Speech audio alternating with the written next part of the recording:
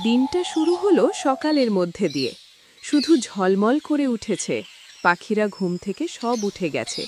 গ্রামে বসবাস করত রবিন নামে একটি ছোট্ট ছেলে। এই স্কুলটাই রবিনের স্বপ্নের শুরু। এখানেই সে শিখেছে ক, খ, গ আর দেখেছে দুনিয়ার দরজা খুলতে পড়াশোনার জাদু। তার বাবাই হলো তার বেঁচে থাকার উৎস।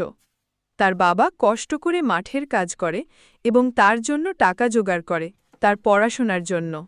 রবিন প্রায় সব সময় আকাশের দিকে তাকিয়ে থাকত এবং সে মনে মনে বলতো, আমিও একদিন এই গ্রামের শিক্ষক হব এবং গ্রামের ছোট ছোট বাচ্চাদের পড়াশোনা করাবো। কিন্তু তার একটা সমস্যা হলো সে ছিল গরিব। তাই সে গ্রামে গ্রামে নিমকি, চানাচুর, ডাল ভাজা ইত্যাদি সামগ্রী বিক্রি করে পড়াশোনা করত। একদিন সে এভাবে দেখতে দেখতে ইংরেজি শিক্ষক হয়ে গেল এবং ছাত্রদের ইংলিশে বলল, You also study hard like me, then you will see that you can achieve success one day.